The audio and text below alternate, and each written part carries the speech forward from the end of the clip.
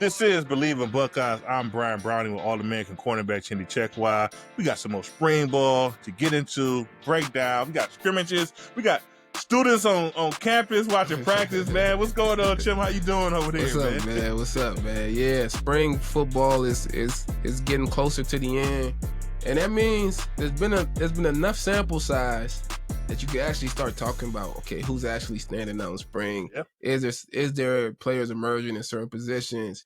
Is this quarterback competition really heating up? And then get into it a little bit more now.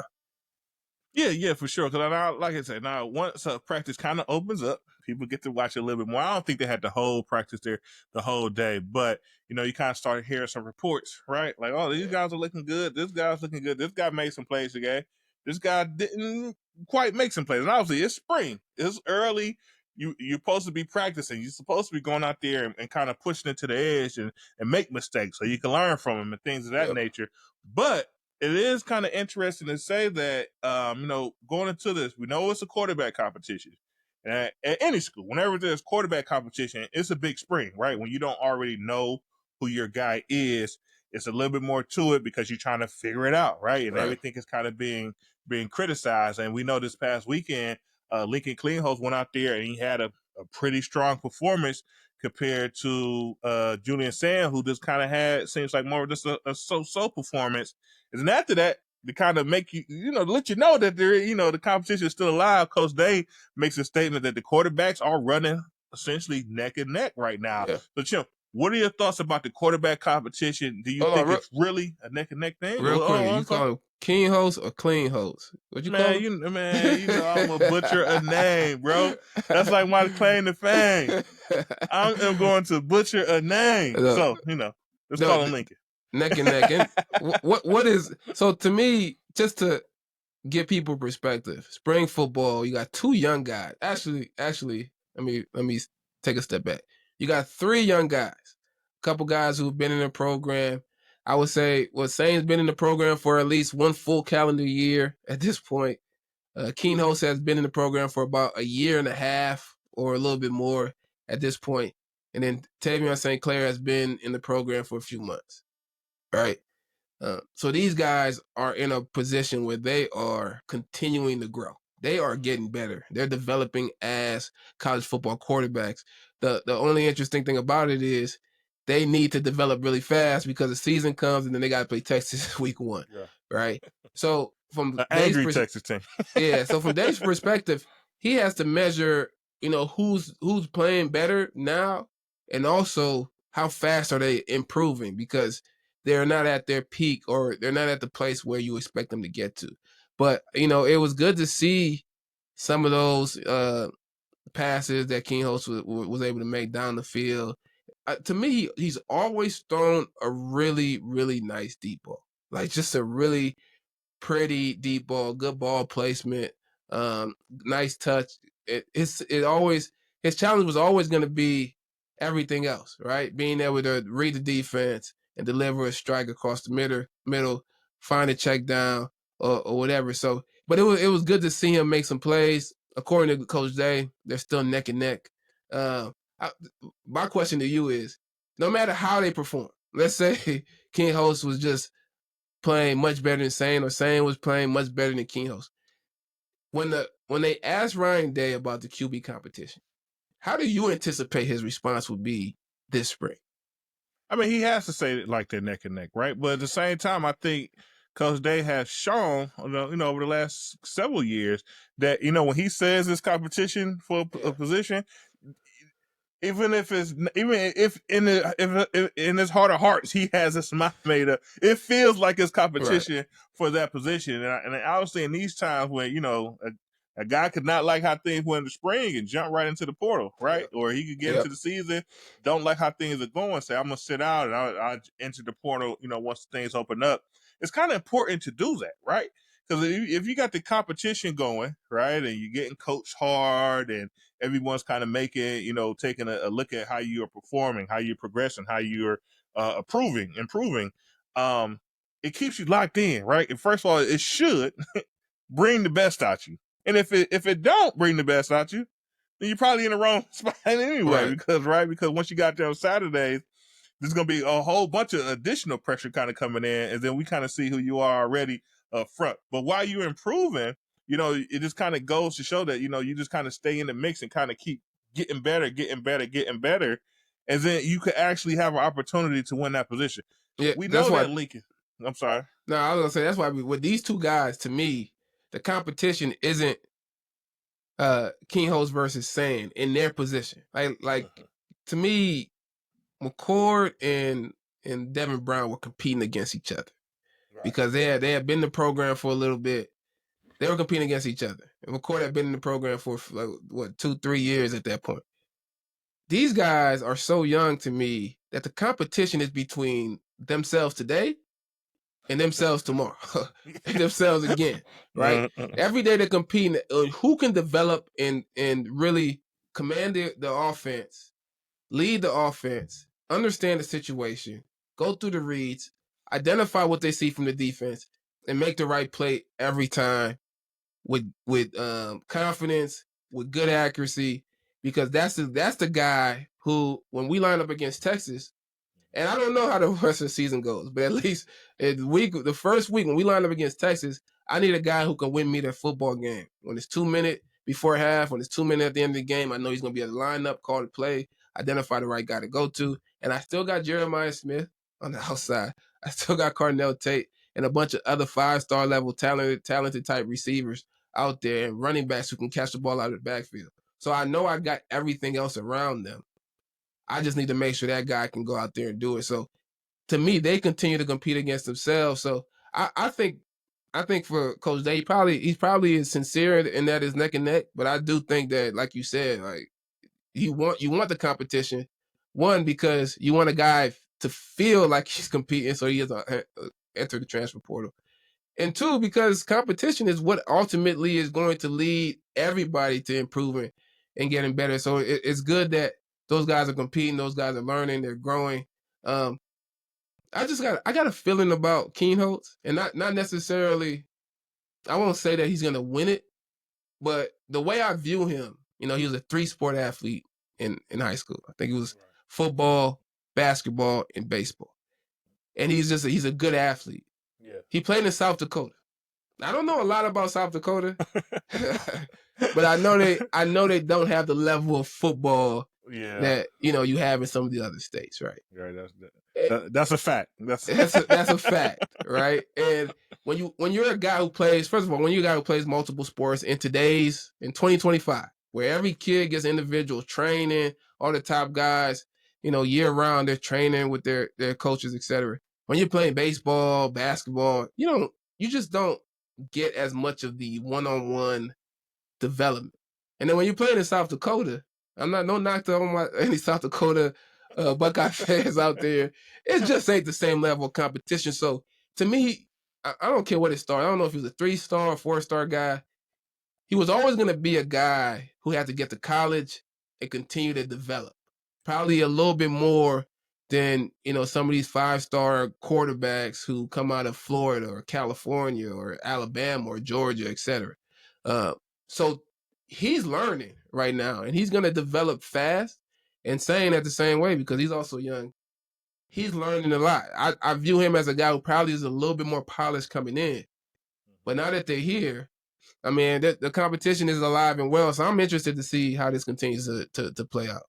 Yeah, because we know what's saying, right? He's with the number 1 quarterback of his class, right? 5-star guy, and if you watch any clips, like he just has a special release with the football. He can kind of just really sling it around. He can kind of get that great power and accuracy from different multiple arm angles. But when it comes to the quarterback, it's a lot about, in your head, right? Yep. And, what's between your ears, more or less. And also, Coach Day brings up a lot about the leadership, right? We had almost the ultimate example last year in Will Howard and how he was a leader on and off the field and some of the things that he did to kind of keep the team going in the game. Some of the things he did in practice, right? They kind of talk about, when certain injuries took place, when Seth got injured and basically practice was kind of down in the dumps because they just watched their number 1 center go down what appeared to be a serious injury. He kind of swung that practice around and kind of got the guys back into some rhythm and ended up still having a good day, a productive day out there getting ready for the week. And And Coach Day talks about that. Like, yeah, they had the ultimate example in Will Howard, how to be a leader, the quarterback here at Ohio State, and lead the team on and off the field. And they're going to have to bring that as well, right? Because I know, Coach, there's something that's important. So obviously the talent is one thing, how you're improving is one thing, but the next thing is how does the guys in the locker room, the guys in the huddle, more or less, feel about you when you're out there and you're taking control and taking command of the team. What does that look like? And we know it matters. I mean, this is football. Right? This is ultimate team sport. It matters your leadership and how you carry yourself, especially when you're here at Ohio State and you're looking at being QB1. Yeah, you say the guys in the huddle. I say, how does number 4 feel about you? How good does number 4 feel when he lines up and he knows the play is for him to get the ball? Does he feel confident that this ball is going to be in the vicinity? Because if he feels good about it, then I feel good about it. It's really it's as simple as that. If number 4 feels good about it, I feel good about it. If Carnell Tate feels good about it, I feel good about it. And obviously, if Brian Hartline feels good about it, I do as well. Yeah, I'm really interested in Kienholz's development, only because of some of the things that I mentioned before. On those down the field balls, he throws a pretty good ball, a very impressive ball. And even in that game versus Missouri, where it just looked like he looked like a deer in headlights. When they had the deer headlights, he wasn't deer in headlights. But when they had the play call that was kind of a design play, predetermined where he's going with the ball, and he was able to throw it, man, it looked good. So I think the fan base in general kind of counted him out. I saw a lot of people talking about the competition being between St. Clair and Sayin. Like, oh wow, yeah, that's kind of basically, yeah, that's like it's over with for Lincoln. Moving on. I'm like, man, no, like we got it. No, that's not the case. No. But the thing is, like, so even let's say, Sayin, is the talent that I mean he is, right? Yeah, but let's say he wins that quarterback race, right? He's that guy, ends up being the starter. Like, okay, he got to give us our best opportunity to win this upcoming season, especially against that one in the opener against Texas. But there's always the opportunity here for Lincoln to kind of play himself into some playing time, right? Because we know he's the bigger guy, we know he's more athletic. If he plays well enough, you start to feel comfortable. Like, well, maybe in the goal line, Lincoln, we could put Lincoln in, and he could give us this. He give us this extra ability. Maybe his ability to run the ball, is able, a fake or something of that nature. That's also a possibility as well, because once again, like you said, these guys are young, and if you're improving and you're getting better, everyone recognizes it, right? It's not just the coaches, but the players recognize it as well. And a guy can perform so well that's like, hey, he deserves some type of opportunity. All right, we decide this guy's going to be the starter, but this guy deserves something. He was working his tail off. He's been improving. We don't feel like he's a liability on the field. Give him something. And that's always a possibility if you're, if you end up not winning that QB race, but you just make a very good showing of it, that, the coaches just feel comfortable that, hey, he's in that second spot, but hey, we also need to throw him out here because he could do certain things that maybe the other guy can't do, and we could take advantage of it. I'll take it a step further. We should go into the season with 2 starting quarterbacks. I think we should go into the season with 2 starting quarterbacks. And I say that assuming that they remain neck and neck. I mean, if one guy just is clearly the better quarterback, then you call it and you move forward, right? You don't mess around. But if it's still close, if it remains close, like it seemed like it was between McCord and Devin Brown, right? I think you go in with 2 quarterbacks, because here's the concern. You don't want a guy transfer. Now, I mean, it comes to a certain point where they can't actually transfer, right? And, after the season, if they want to transfer, where you do have a guy in St. Clair who can step into the next role, you got guys that you continue to recruit that are 5-star level quarterbacks. However, this is a long season. Like, I wouldn't want either one of those guys to check out, because the reality is neither one of them have played a college football season. And a college football season is longer than when we played. The regular season was already longer in terms of just the wear and tear, the competition, staying locked in week and week out, having to go to class, and then having to prepare for the game at the quarterback position, which can be draining on the mind, for real. And now you extend it through a playoff. You need both of those guys to feel like starters. Regardless if they're both starters, they both need to feel and prepare like starters week in and week out. And if you haven't determined who the guy is and it's not clear cut, in my opinion, you go in with both. Because Julian Sayin, let's say he's a starting quarterback. It's a long season. And you hit a wall as a young player, potentially. I know he's going through a season already, right? He's kind of felt that long season, but he wasn't actively playing a lot of snaps. When you playing that snaps, you could hit a wall by week 8, week 9, right? So, I feel like there should be the door should be open. There should be real potential to take 2 quarterbacks and say, look, we got 1A and 1B. And both these guys can play. And maybe one guy, if say Kienholz is the second guy, as you mentioned, maybe we have a package for him that keeps him locked in, keeps him a part of games, so that if there is a situation where, a guy like Sayin, who's a little bit of a smaller guy, right? If he gets dinged up or whatever, this guy can come in and just feel like, he's always been there. He's always been doing this. So I think that's something to consider for real in this unique situation of having 2 young guys going into the season. Yeah, and like some people would say, then we're gonna move on. If you got 2 quarterbacks, you got no quarterback, man. But we're gonna move on, man. We're gonna move on. We still got Jeremiah Smith. So. But no, man, let's talk about some other guys, man. Obviously, throughout the spring, we've been hearing a lot from this guy. We've been hearing quotes from James Laird. Now, as you hear Coach Day talking about his IQ and just how smart of a football player he is, and he's probably, not probably, he most likely is having the best spring out of anybody and kind of showing what he could do and kind of getting ready for this upcoming season. And that's Payton Pierce at the linebacker position. What do you have to say, I guess, about Payton and his improvement and all the great things you hear about him already? And then what does that mean for a defense that's, once again, we know under new, they got a lot of new guys. So just be frank too, a lot of guys playing in so Payton Pierce is a freshman, right? Wow. Is he? What is he? I think it's year 2. Year 2 guy. So he's in year 2. So Payton Pierce is in year 2. And I think I would classify him as having the best spring because the way he's been talked about from, the head coach, from James Laurinaitis, and his position in terms of, he's a younger player where the spring means more for those guys, right? Because it's their way to build the trust of the coaches and to really show what they can do to get on the field. So I would classify him as having the best spring.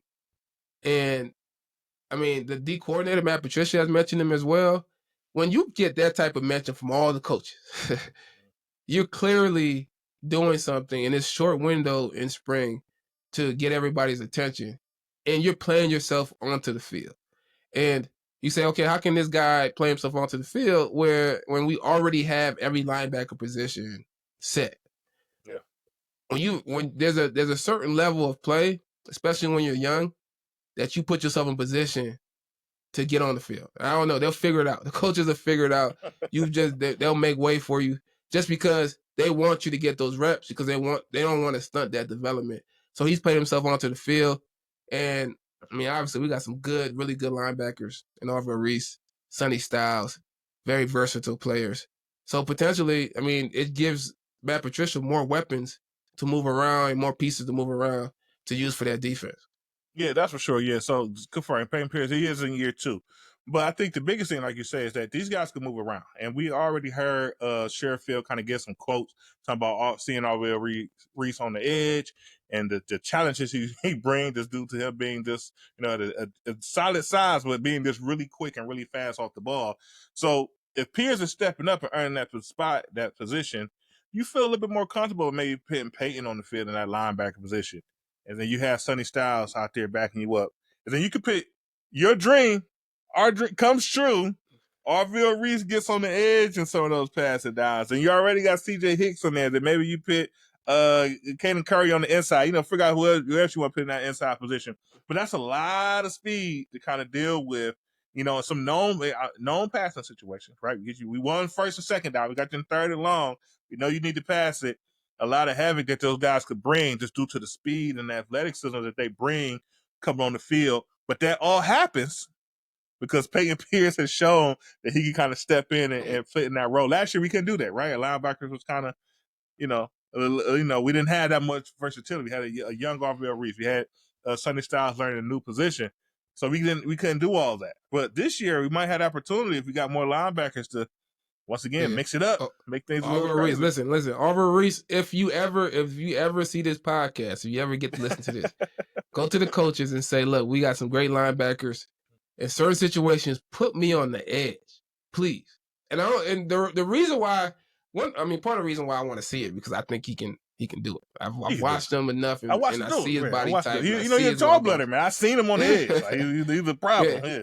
He seems so disruptive, and I feel like you put him in that position, he can be disruptive.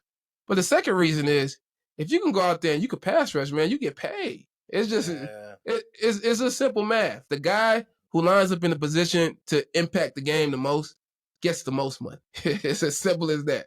So I want him to be able to show the scouts and the future potential coaches in the NFL that, look, I can line up at Mike, I can line up at Will, I could cover a little bit, I could stop the run, but on third down, money down, I could get the money. Simple as that. Sack, fumbles, all those things. So, I think they got a lot of weapons, and I think Payton Pierce rising to the occasion that supports their ability to use those weapons in multiple ways. I want to shout out a guy who's wearing the number 5. Okay. A five ball shot. Okay. A number that I just hold dear to my heart. Right? Yeah. You better talk about Marlon Graham, right? I'm not talking about Marlon Graham. Marlon Graham looks good, man. Look, looks good. But listen, I know you're going somewhere else with it. My favorite number 5 all time. And I say all time because Braxton wore the 5, but he switched to the 1, so he didn't stay committed to it. Shout out Braxton Miller. My favorite number 5 all time, and probably my favorite player all time is Garrett Wilson. So, and he was a receiver. And Marlon Graham, he's giving a little bit of shades. He's not jumping as high, but he's still getting off the ground with the acrobatic or the great body control, making tough catches. But I'm talking about Aaron Scott. I'm talking about a corner, man. A position I hold dear to my heart, and the number that I hold dear to my heart. I'm seeing him in action, and obviously I'm not getting a ton of it, but he looks good. He looks like he's competing really to be kind of that third corner, that next guy that could play himself into, some reps on the field. And he was always obviously he was a 5-star corner, but you watch him in high school, he was a great player. Played offense, played defense. But he was a really small kid. Like, he was a really skinny guy, and obviously he had to put some size on.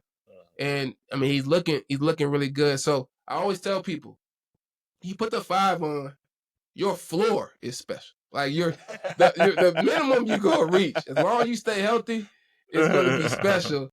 So who knows what his ceiling is gonna be? So he's a guy who's been standing out so far in this spring football. Yeah, no, that's good to say because, like you say, he's a 5-star as well, right? And obviously we are excited about Devin Sanchez, right? And we're like, oh, he gets to compete. Maybe he get that third quarterback. But, like, Aaron Scott's been there. He already had a whole season under his belt. And, all you're going to do is improve. And I think we kind of talked about it before the show, it's 2 positions for sure that, when you come in, I don't care what you're rated at, it's going to take some development before you can really show that talent. Yeah. One is cornerback, the other is offensive line.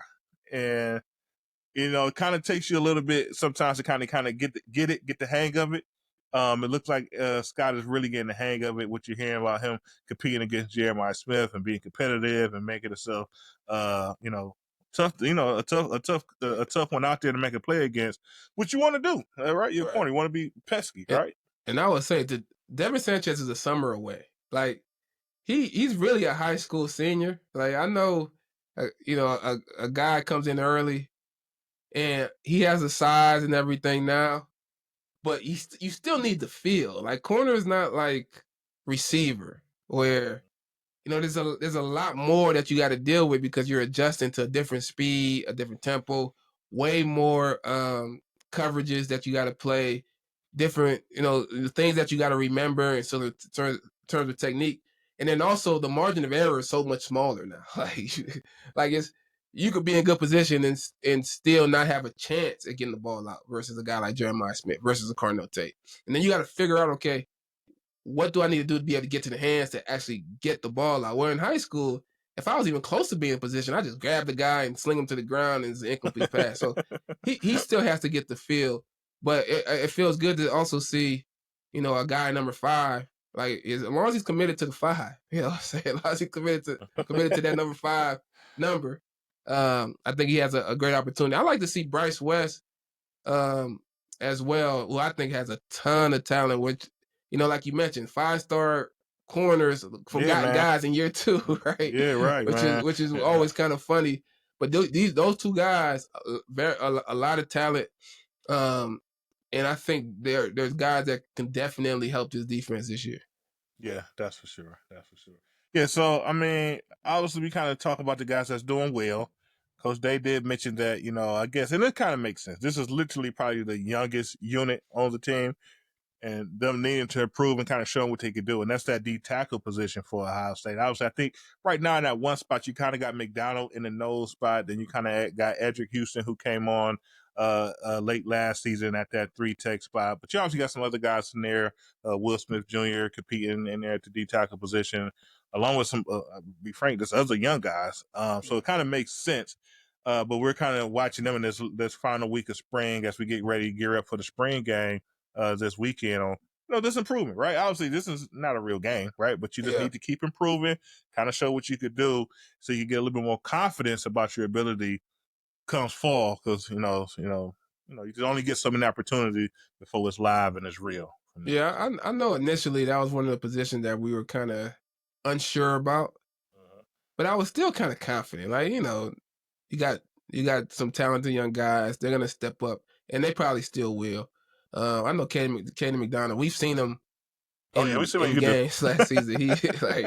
He's a real talent.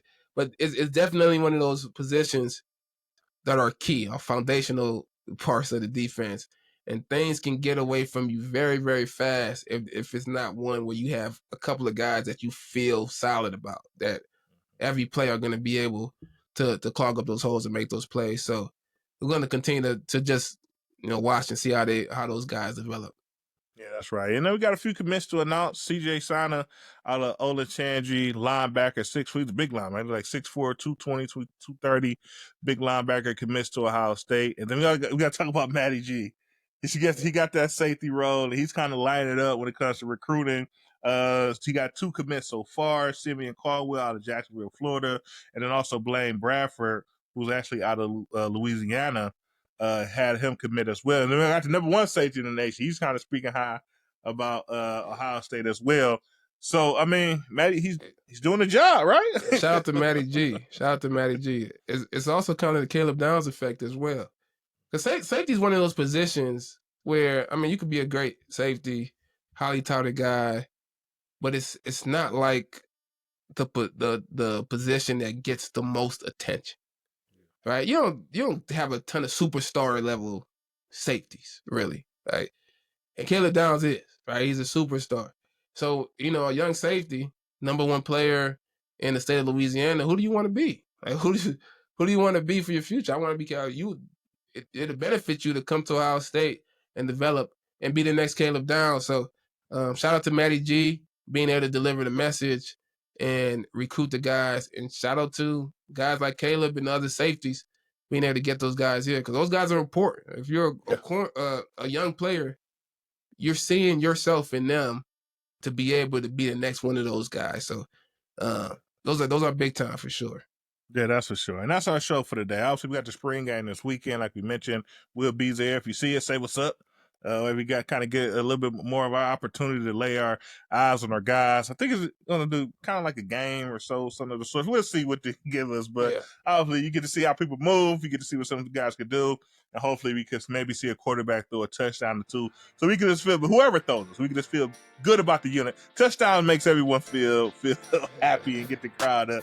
So maybe we get a couple of those this weekend. I don't want a touchdown. Give me the picks. I want interceptions. Then they're going to say our quarterbacks are sloppy, man. So, man. But yeah, throw some touchdowns. But that's our show. Obviously, once after the spring game, we'll have a recap and kind of go into what we're seeing, got our guys. So please follow us on YouTube, Spotify, Apple Pie, wherever you listen to podcast. Please tune in, lock in with us here at Bleav in Buckeyes. We're going to end the show as we always with a nice OH. Yo. Go Bucks. We'll talk to you guys soon. Go Bucks.